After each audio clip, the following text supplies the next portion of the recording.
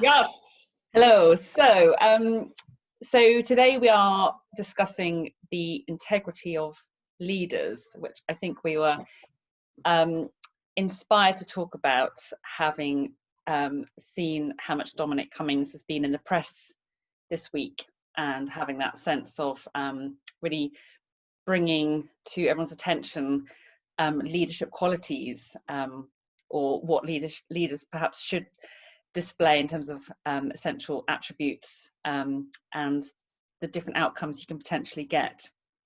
So that's what we're looking at today.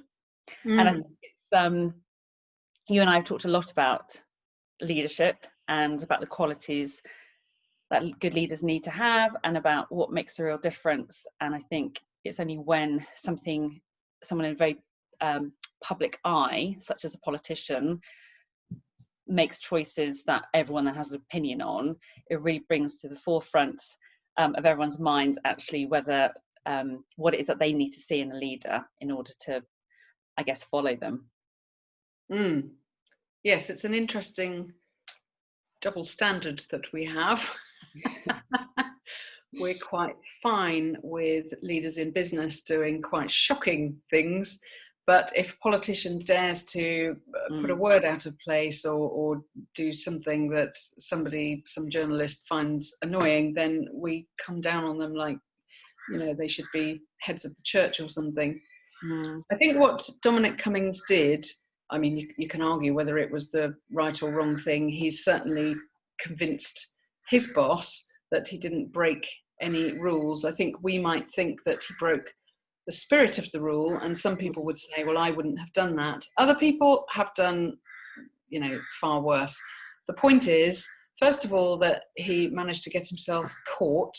So, I think if you're going to bend rules, it's probably advisable, if you're in the public eye, you pretty much must know that you're going to be caught out because somebody's going to be following you and tracking you. But the bigger issue is really how he handled it. And I think, what we were talking about this morning, leaders need to be able to demonstrate an authentic connection with the people whom they lead. Now, you could argue that Dominic Cummings is not actually a leader.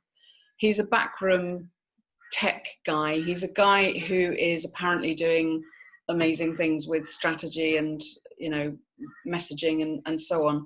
He certainly doesn't come across on film as being particularly engaged with people or empathetic to how what he did might have affected other people. And I think that's probably what people take issue with. So he doesn't appear to be contrite. He doesn't appear to do anything other than justify what he did.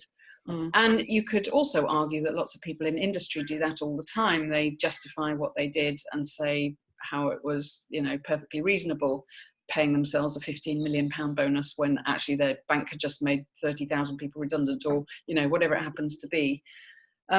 So I think for leaders everywhere now to take some learning from this, it's sort of to say to themselves, well, what kinds of things do my people want to hear from me, and how might I best do that so that I don't come across as being uncaring and not authentic and, all those things. And I think, you just said an interesting thing about that he's not a leader, but he's in a position of power, isn't he? And I think people often are in their own little bubble, and they don't necessarily think about the influence they have on other people, whether sort of in their current, very close vicinity or much further afield. And that sense of, you're talking about sort of that empathy and being able to focus on relationships. I think we need to, you either are a power person who's starts as, well, I say this and this is what I do and therefore it's right and you have to follow, or actually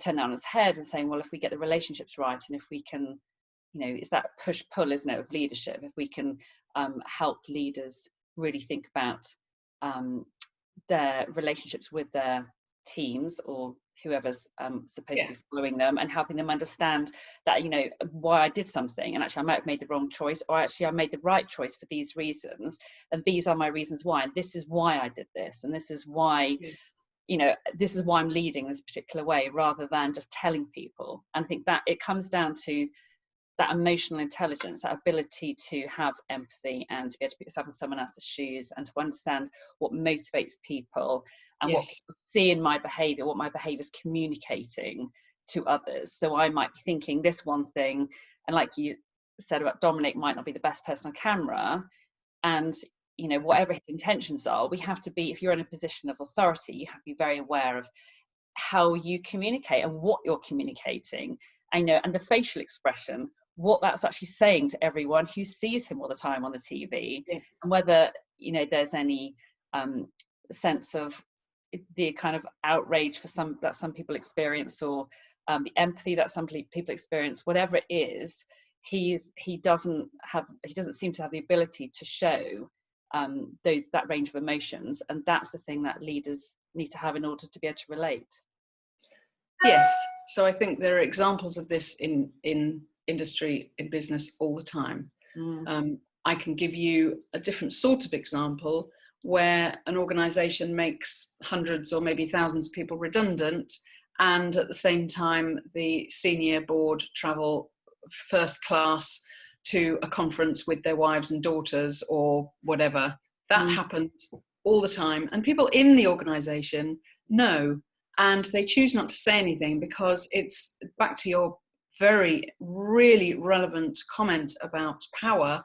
I don't want to justify my job by criticizing somebody in power, even though I think it's the right thing for the organization, because I'm worried about what might happen.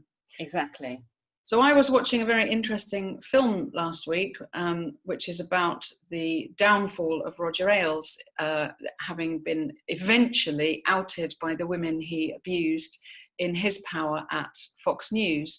And it really came home, first of all, how much we all collude with those kinds of behaviours when people are very powerful.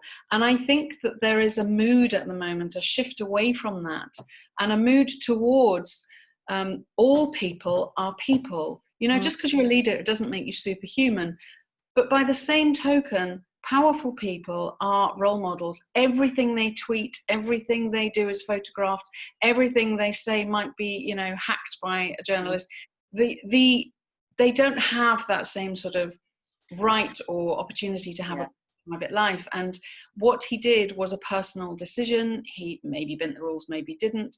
Had you done it, probably nobody would have known, nobody would have cared. You might have kept it from your neighbours, but frankly, it wouldn't have been an issue. But how people in power are seen is they are on pedestals. They are, as you said, role models. Their behaviours are viewed, and therefore we make decisions based on what we see and hear. And I think that comes back to that point that we've made before about being vulnerable, and that sense of actually when you're put up on a pedestal and you're leading, you yourself as a leader need to be aware of trying to be, you know, showing your vulnerable side and saying, actually, I don't have everything, I don't get everything right.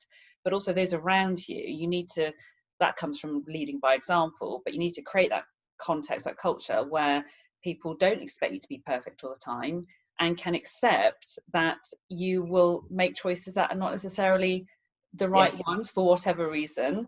If you genuinely apologise. Exactly. Yeah, and that's where it always comes back to those relationships, and it's about being able to communicate with empathy, with emotional intelligence, and being able to have these conversations that are not just about directing and telling people what to do. Yes. So I think there are a couple of useful things for people to take away. One is, think about the impact on your brand. So your brand as a leader and how it's communicated to your people and your customers. That means that everything you do in a way is connected to that. So think about that. And the other is to get help to think these kinds of things through with your team. That's what teams are for, to make good decisions based on what everybody else thinks, or everybody thinks is the most appropriate thing to do, and how to express that. Yeah. Then you should have a message that enables people to engage. Yeah, precisely. Thank you very much. Good chat. You're welcome. Lovely to talk. Again next week. Take care.